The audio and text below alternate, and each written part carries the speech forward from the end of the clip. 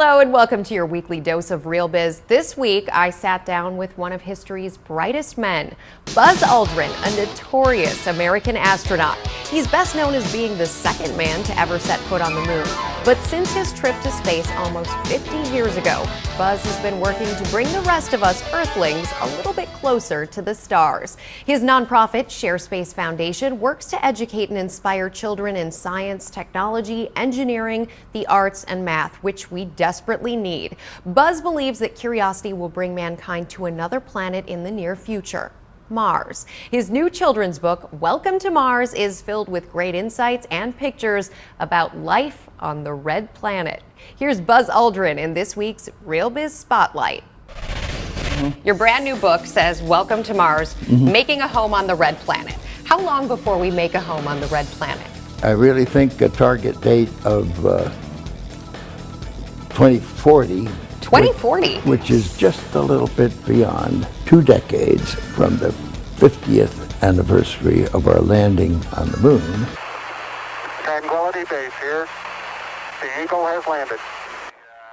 I believe that this nation should commit itself within 2 decades of leading international crews to landing on Mars and moving toward a permanence on Mars. As in human beings moving there. Yes.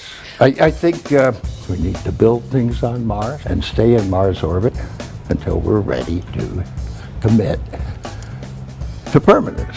What's the biggest obstacle right now to getting to Mars? Public apathy. Because people have lost interest in outer space? In space, technology, engineering, and math, people gotten used to spending on this, but not on the technical competence of our nation. What do you think falling behind in that category means for this country and its future? I'm told that China is significantly ahead of us. Relations with China are key, in my mind, to regaining distinctly American leadership in space. And you don't get that by competing with somebody. You get that by cooperating or helping. You think we need to work with China on getting to outer space? We know how to get there, but we need to learn certain things to use on Mars.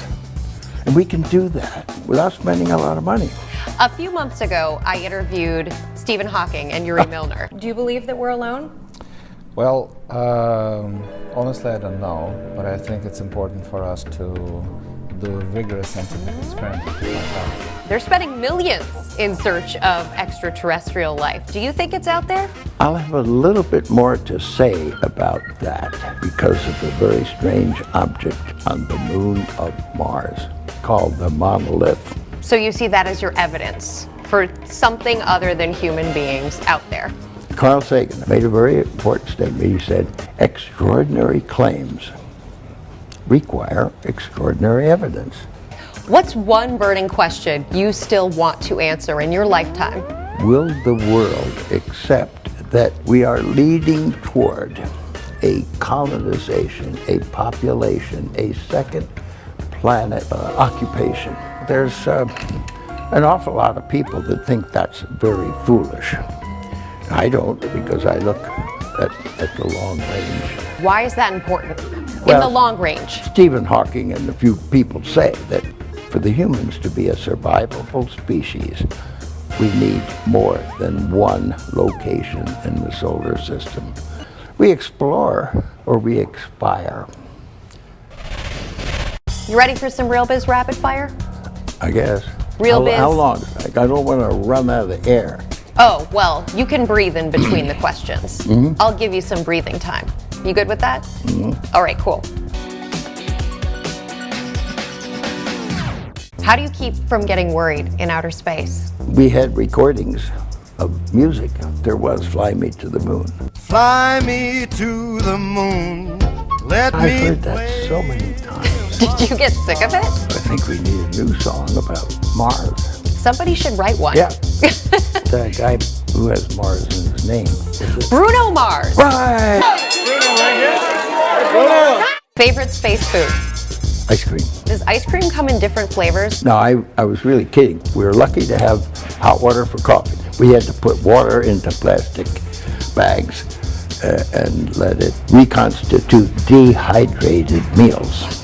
Tell me about some of those meals. What do you remember from them? We kind of like the baby shrimp of a shrimp cocktail.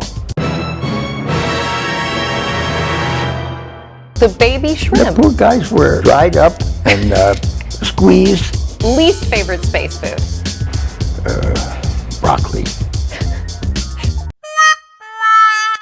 If you could be any animal, what animal would you be? Great white.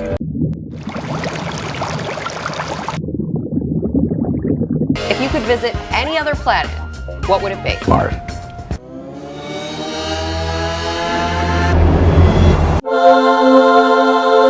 How do you stay mentally and physically fit? Thinking out of the box. Your goal is to get people to Mars. Who do you want to get behind that goal? Arnold Schwarzenegger, he introduced the words, "Get your to Mars." Stay here, I'll be back. Get your to Mars. Did you hear me? Oh, I heard you. Okay. And if you're wondering what his awesome Mars t-shirts say, well, you're going to have to tweet me to find out, at Rebecca Jarvis. Don't forget to like us, add me on Snapchat, subscribe, and comment below. Thank you so much for joining us. Have a great weekend.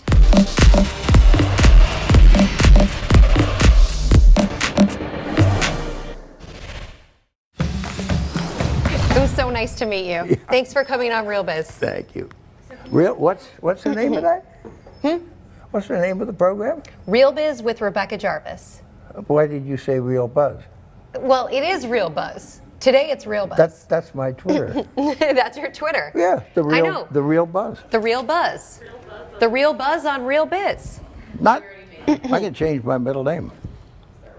Buzz Lightyear Aldrin.